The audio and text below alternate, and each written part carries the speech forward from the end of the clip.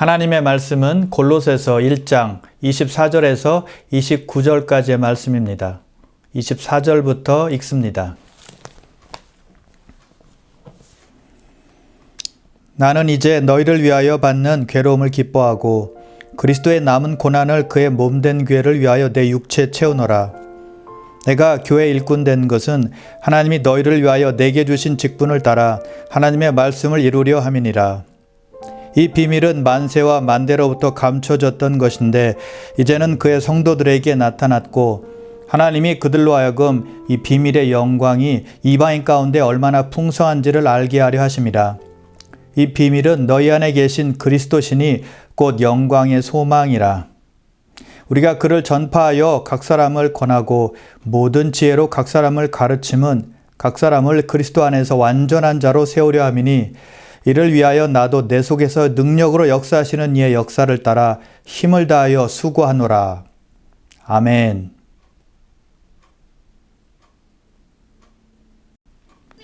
어떤 것을 생각만 해도 기분이 좋아지고 흥분이 되고 설렘이 있고 기대가 되는 것이 있습니까? 운동을 좋아하는 분들은 자기가 좋아하는 운동을 하려고 생각만 해도 들뜨고 기다려진다고 합니다. 또 어떤 분은 자기 집을 처음 구입하는 분들 중에는 앞으로 들어가 살 집을 생각만 하면 설렘이 있고 기대가 있다고 하죠. 또 여행을 좋아하는 분들은 여행할 곳을 고르고 선택해서 그 날짜가 다가오면 그렇게 설레고 기대가 된다고 합니다. 마찬가지로 예수 믿는 사람들에게도 그런 것이 있어야 됩니다. 생각만 해도 설렘이 있고 기대가 되고 기쁨이 있는 자기 사역이 있어야 한다는 것이죠. 하나님은 예수 믿는 사람들에게 주님의 일을 할 수 있도록 각자에게 맞는 은사를 주셨습니다. 그래서 주신 은사를 가지고 나의 사역을 찾아서 하는 것이 우리 모두에게 필요하다는 것이죠. 주신 은사를 가지고 봉사일을 하며 그리스도의 몸을 세우는 데 사용하는 것입니다. 물론 사역이 항상 즐겁지는 않죠. 힘든 순간들이 자주 다가옵니다. 그런데 그 가운데서도 기쁨이 있고 열매가 맺히는 것을 경험하게 되는 것입니다.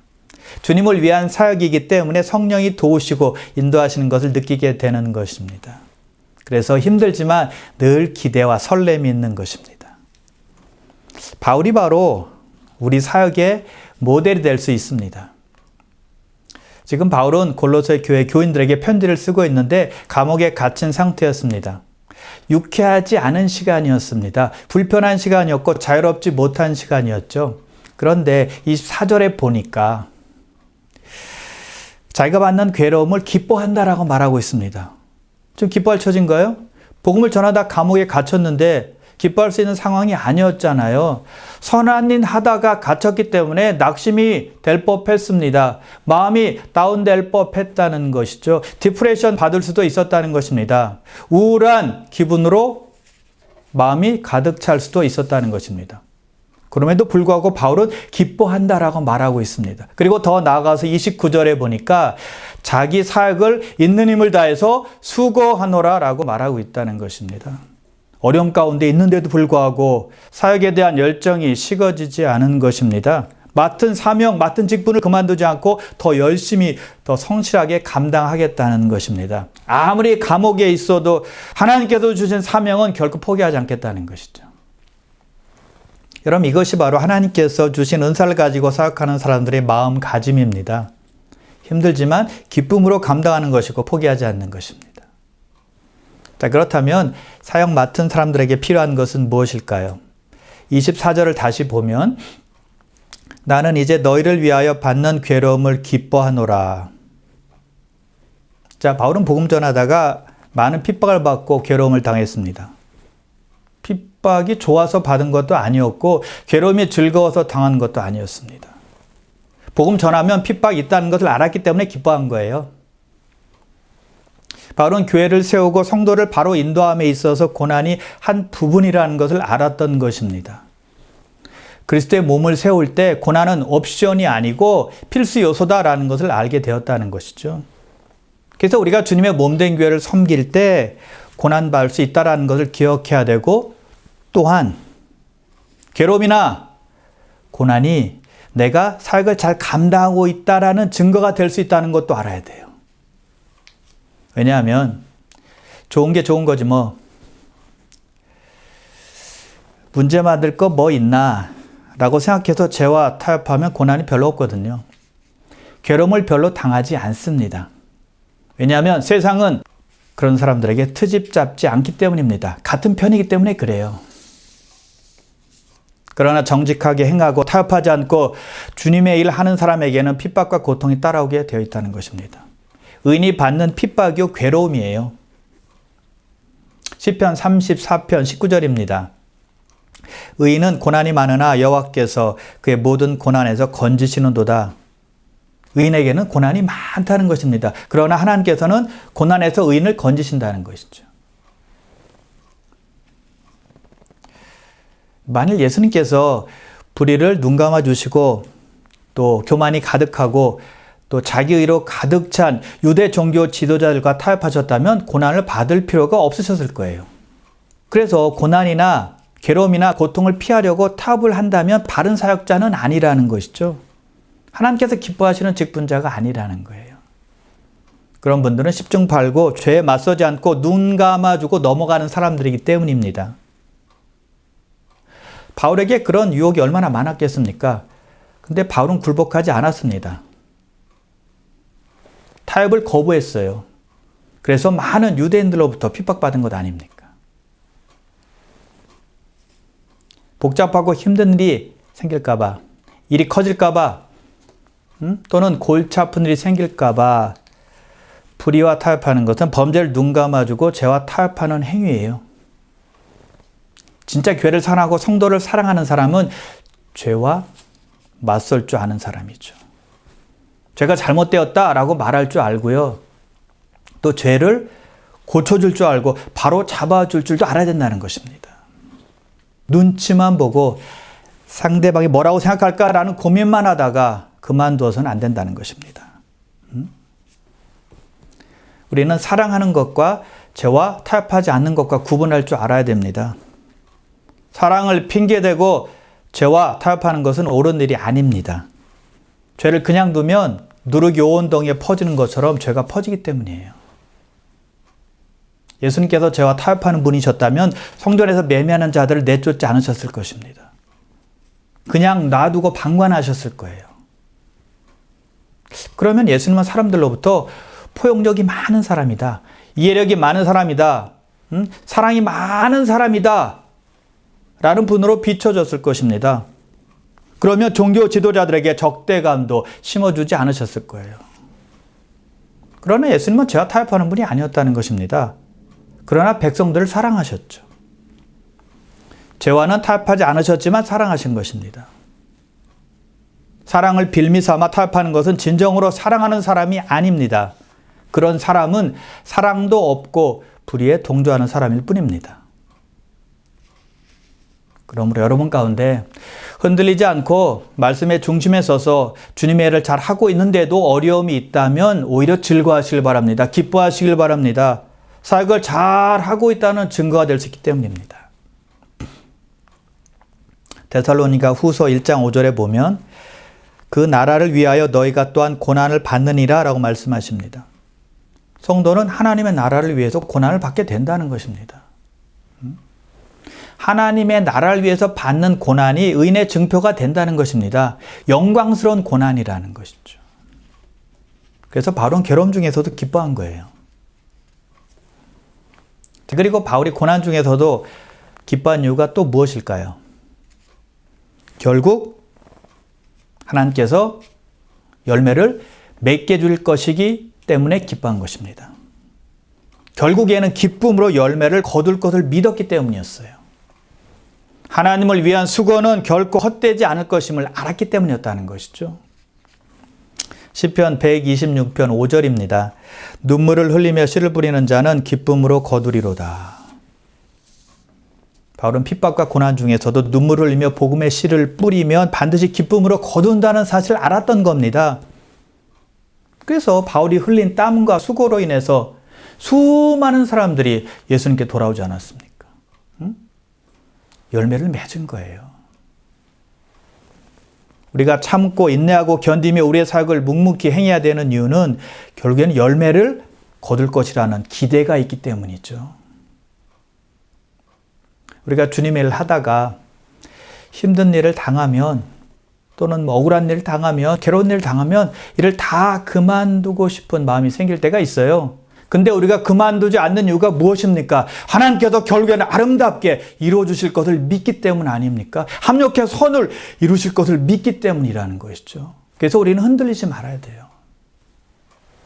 고린도전서 15장 58절입니다. 그러므로 사랑하는 형제들아 견실하며 흔들리지 말고 항상 주의 일에 더욱 힘쓰는 자들이 되라. 이는 너희 수고가 주 안에서 헛되지 않은 줄 알미라. 주님 안에서의 수고는 무의미한 것도 아니고 헛된 것도 아니라는 것입니다. 주님 안에서의 흘린 땀은 무가치한 것도 아니고 소용없는 것도 아니고 아까운 것도 아니라는 것입니다. 하나님께서 다 카운트하시고 마침되는 선한 열매를 맺어주실 것이기 때문입니다. 그러므로 무슨 일이 있어도 주님의 일은 멈추지 말아야 합니다. 포기하지 말아야 됩니다. 하던 일을 계속해야 된다는 것입니다. 달려갈 길을 계속 가는 겁니다. 진행형이 되어야 한다는 것입니다. 바울이 고백합니다. 형제들아 나는 아직 내가 잡은 줄로 여기지 아니하고 오직 한 일 즉 뒤에 있는 것은 잊어버리고 앞에 있는 것을 잡으려고 표대를 향하여 그리스도 예수 안에서 하나님이 위에서 부르신 부름의 상을 위하여 달려가노라. 바울이 핍박으로 인해서 자기 할 일을 멈췄습니까? 사역을 그만두었습니까? 달리는 일을 포기했습니까? 아닙니다. 그런 표대를 향해서 계속 달렸습니다. 하나님께서 부르신 부름의 상을 바라보며 달린 것입니다. 신약의 3분의 1이 바울의 서신서로 되어 있습니다.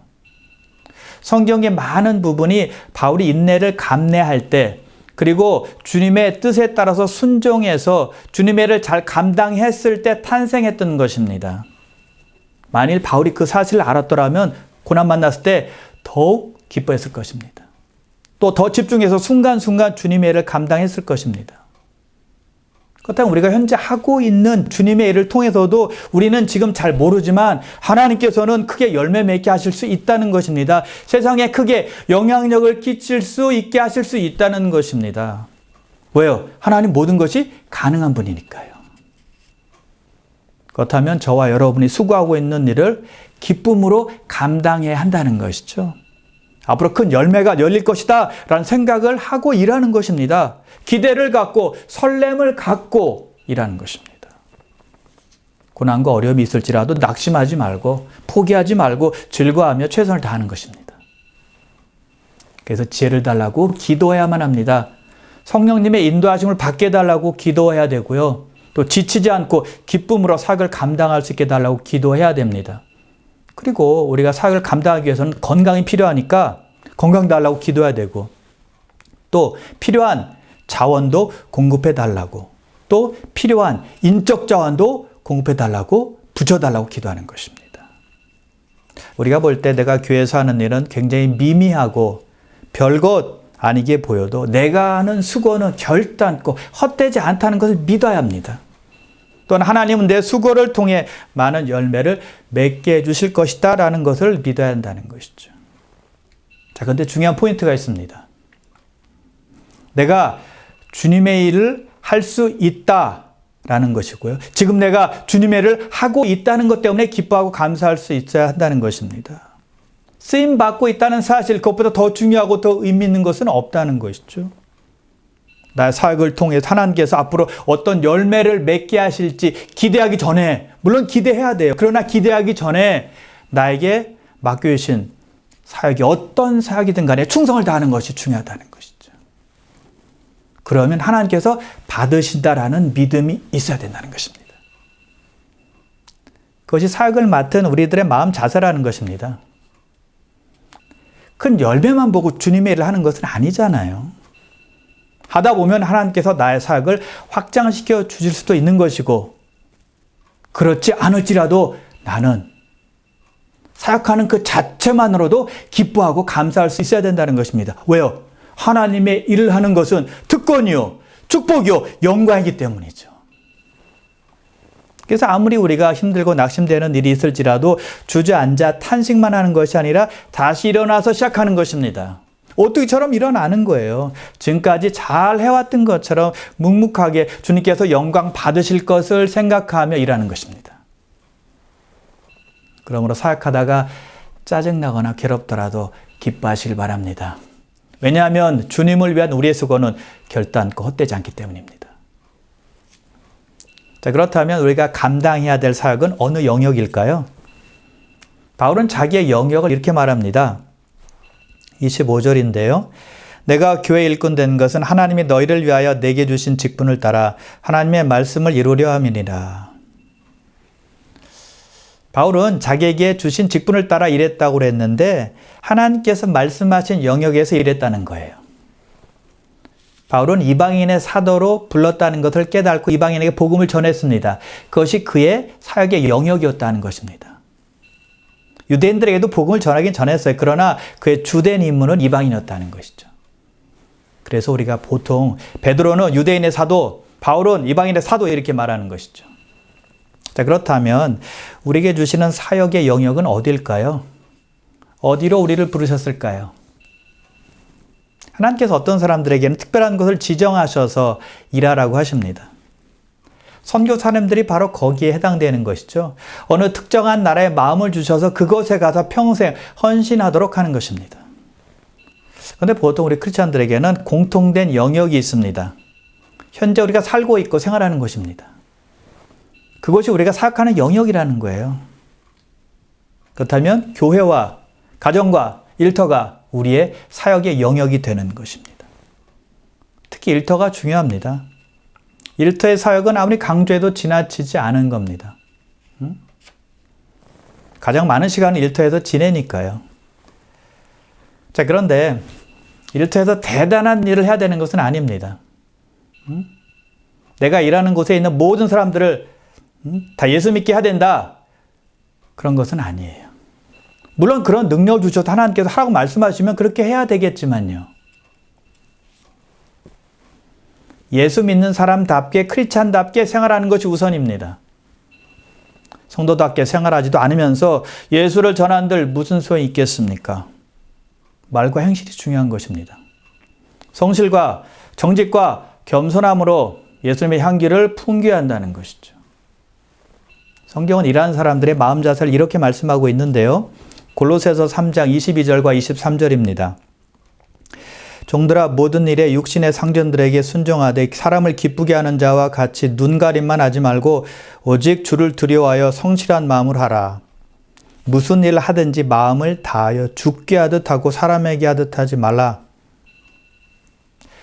이러한 사람에게는 성실하게 일하는 것보다 더 중요한 것이 없다는 것입니다. 그것이 최우선이라는 거예요. 성실함으로 인정받아야 합니다. 눈가림만 하지 말고 사장이 보든 안 보든 최선을 다해야 한다는 것이죠. 다른 것 아무리 잘하면 뭐 하겠어요? 정직함과 성실함이 없으면 아무것도 아닙니다. 아무 소용이 없어요. 그래야 회사나 가게에게 도움이 되거든요. 그래야 필요한 존재가 되거든요. 자, 만일 직장에 복음화를 위해서 헌신하고 싶다. 그것을 꿈을 꾸고 있는 사람이 있다면 가장 먼저 직장에 충실해야만 합니다. 성실함과 정직함을 보여야만 합니다. 그게 우선입니다. 그렇지 않고는 사람들의 마음이 오픈되지 않거든요. 요셉은 야곱의 사랑받는 아들에서 하루아침에 애굽 사람 보디발의 종이 되었습니다. 억울한 일을 당한 것입니다. 그런데 요셉은 어느 누구도 원망하지 않았고 자기가 처한 곳에서 열심히 일했습니다. 결국 보디발의 가정 총무까지 되었습니다. 자, 우리는 여기서 이렇게 생각할 수 있겠죠? 요셉이 열심히 일해서 승진했네, 성공했네, 출세했구나 이렇게 말할 수 있겠죠. 근데 그게 전부인가요? 요셉은 영적인 사람이 아니었나요? 영적인 사람이었습니다. 성경은 그래서 요셉이 하나님과 함께 하시니 그의 만사가 형통하였더라라고 성경은 증거하고 있어요. 교회 일을 해야만 영적인 사람, 하나님의 사람인가요? 아닙니다. 주님 안에서 사는 사람이 영적인 사람이에요. 생활 속에서 하나님의 말씀을 기억하며 삶에서 정직하게, 겸손하게, 성실하게 하나님을 섬기듯 사는 사람이 영적인 사람이라는 거예요. 요셉이 그렇게 산 것입니다. 하나님께서 인정하셨잖아요. 자, 그런데 요셉은 또다시 억울한 일을 당하죠. 보디발의 아내로 인해서 감옥에 갇히게 됩니다. 근데 그 감옥 안에서도 착함과 성실함을 인정받아 죄수들을 관리하는 간수가 됩니다. 결국 바로의 꿈을 해석해 줌으로 애굽의 총리가 됩니다. 그런데 보십시오. 요셉으로 인해서 고센 땅에서 야곱의 가족들이 번성하는 계기가 되었다는 것입니다. 요셉으로 인해서 이스라엘 백성들이 크게 늘어나게 된 것입니다. 이스라엘이 한 민족으로 성장하게 된 것입니다. 요셉이 보디발의 집에서나 또는 감옥에서 성실하지 못했더라면, 그래서 애굽의 총리가 되지 못했더라면 이스라엘이 어떻게 그렇게 큰 나라로 성장할 수 있었겠습니까? 그래서 생활 속에서의 겸손, 정직, 성실이 그렇게 중요한 것입니다. 빛과 소금의 역할이 가정에서 시작이 되는 거예요. 그러므로 우리 사역의 시작은 항상 가까운 가정에서부터 시작이 되는 것입니다. 일터라는 것을 잊지 마시길 바랍니다. 자, 그리고 우리 사역의 내용은 무엇일까요? 26절과 27절인데요. 이 비밀은 만세와 만대로부터 감추어졌던 것인데 이제는 그의 성도들에게 나타났고 하나님이 그들로 하여금 이 비밀의 영광이 이방인 가운데 얼마나 풍성한지를 알게 하려 하심이라. 이 비밀은 너희 안에 계신 그리스도시니 곧 영광의 소망이니라. 비밀이 성도들에게 나타났는데 그 비밀은 예수 그리스도시라는 것입니다. 비밀이라는 말은 헬라어로 무스테리온이란 말인데요. 전에는 감춰졌다 이제는 완전히 드러나는 것을 말합니다. 구약시대 사람들에게는 감춰졌다가 이제 신약 성도들에게 나타났다라는 것입니다. 그래서 바울이 만세와 만대 전에 감춰졌다가 지금 성도들에게 나타났다라고 말하고 있는 것입니다. 바울이 에베소서에서 이 비밀에 대해서 좀 더 자세하게 설명을 합니다. 에베소서 3장 6절인데요. 이는 이방인들이 복음으로 말미암아 그리스도 예수 안에서 함께 상속자가 되고 함께 지체가 되고 함께 약속에 참여하는 자가 됨이라. 이스라엘 백성들이 아닌 사람들도 예수 그리스도로 말미암아 하나님의 상속자가 되고 하나님의 가족이 되는 것, 이것이 비밀이라는 것입니다. 즉 그 비밀은 복음이라는 거예요. 그 비밀이 우리에게 나타났고 우리가 알게 되었다는 것이죠. 엄청나고 놀라운 일이 우리에게 벌어진 거예요. 자, 그런데 사실 우리는 이 비밀이 얼마나 중요한지, 얼마나 소중한지 잘 몰라요. 왜냐하면 우리에게는 감추어지지 않았기 때문입니다. 우리에게 다 드러나고 다 나타나고 우리가 다 알게 되었거든요. 그래서 소중하게 느끼지 않는다는 거예요. 복음, 지금 얼마든지 들을 수 있지 않습니까? 얼마든지 볼 수 있고 얼마든지 읽을 수 있거든요. 자, 그런데 쉽게 듣는다고 우리에게 다 나타났다고 해서 소중한 것이 아닌가요? 물이 흔하다고 해서 물이 소중한 것이 아닌가요? 소중하죠. 산소가 우리가 쉽게 마신다고 해서 소중하지 않은 건가요? 소중하죠.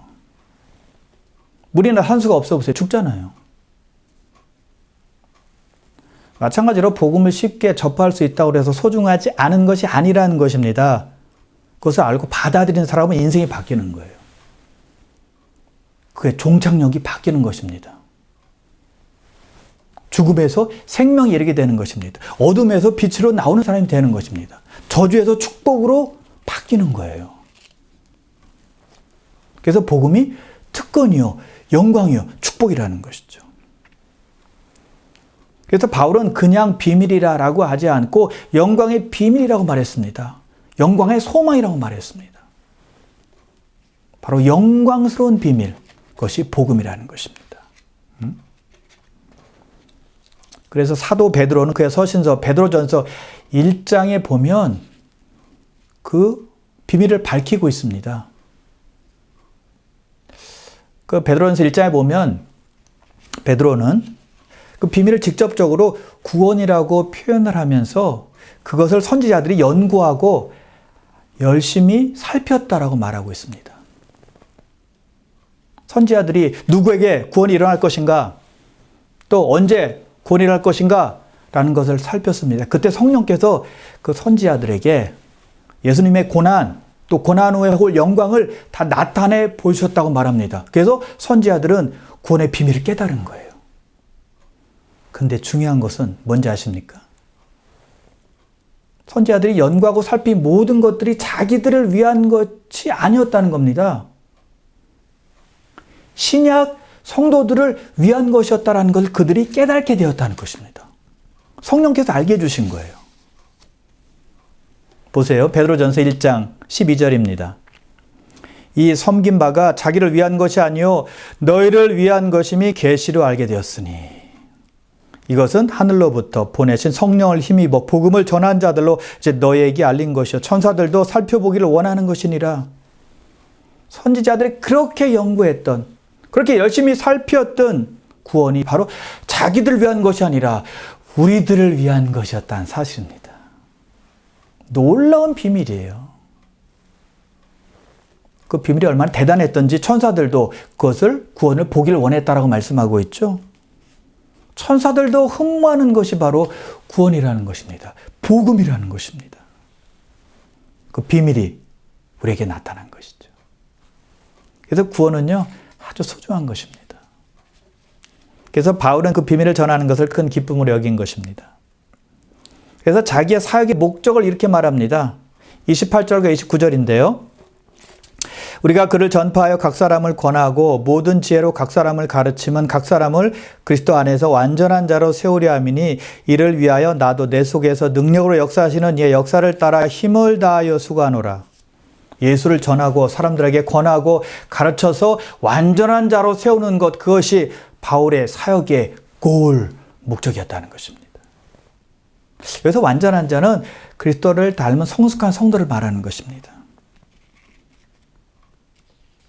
그런 사람으로 성도를 세우는 것이 교회의 목표가 돼야 되겠죠. 우리 모두의 할 일이라는 것입니다. 근데 그것은 결코 쉬운 일이 아닙니다. 완전한 자, 그리스도를 닮은 성숙한 자로 세우는 것 참으로 어렵습니다. 그래서 바울이 말하는 것입니다. 내가 힘을 다하여 수고하노라. 자, 힘을 다한다는 말은 경기에 참여한 선수가 승리하기 위해서 모든 힘을 다 쏟아 붓는 것을 말하는 것입니다. 젖먹는 힘을 다해 애쓰는 것을 말하는 거예요. 그래서 우리는 예수를 전하는 것으로 끝나는 것이 아니라 사람들에게 권하고 가르쳐서 예수 그리스도를 닮은 완전한 자로 세우는 것이 우리 교회의 목표가 되어야 된다는 것입니다. 우리 삶의 목표가 되어야 된다는 것입니다. 우리 사역의 고울이 되어야 한다는 것입니다. 거기에 에너지를 다 쏟는 거예요. 그런데 우리의 힘으로는 한계가 있죠. 그래서 바울은 내 속에서 능력으로 역사하시는 이 역사를 따라 수고하노라 라고 말하는 것입니다.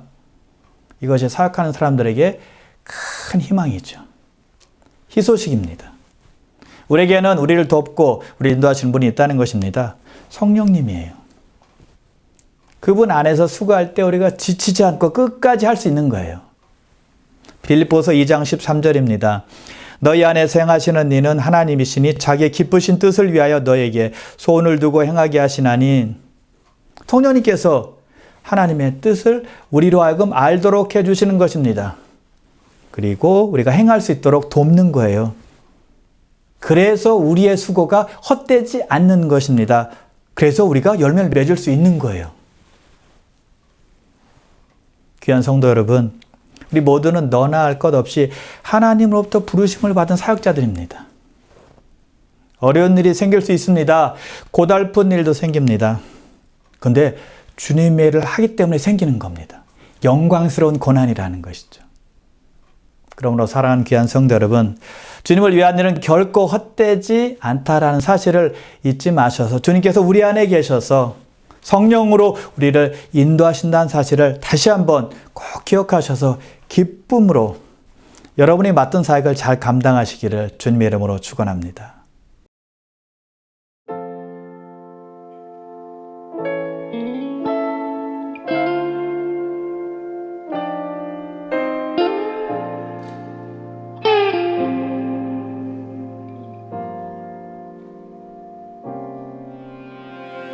나를 부르신 주가 이루어 주시네.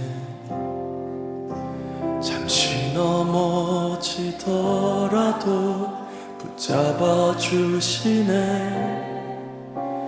나의 걸어가는 길 늘 동행하시네. 혼자라 생각했던 삶 늘 함께 하셨네. 나 찬양해 언제나 어디서나 부르신 그 뜻대로 나를 지으신 주의 뜻대로 나 찬양해 영원토록 노래하네. 나를 부르신 대로 주를 찬양하며 살아가네.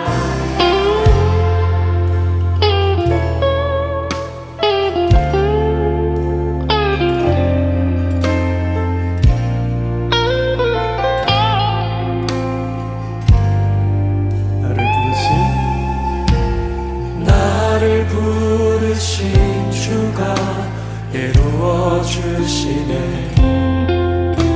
잠시 넘어지더라도 붙잡아 주시네.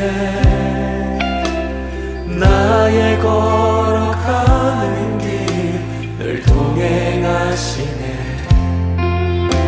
혼자라 생각했던 삶 늘 함께 하셨네. 다시 한번 고백합시다. 나를 부르신 주가 이루어 주시네. 잠시 넘어지더라도 붙잡아 주시네. 나의 걸어가는 길 늘 동행하시네. 혼자라 생각했던 삶 늘 함께 하셨네. 찬양해. 나 찬양해 언제나 어디서나 부르신 그 뜻대로 나를 지으신 주의 뜻대로 나 찬양해 영원토록 노래하네. 나를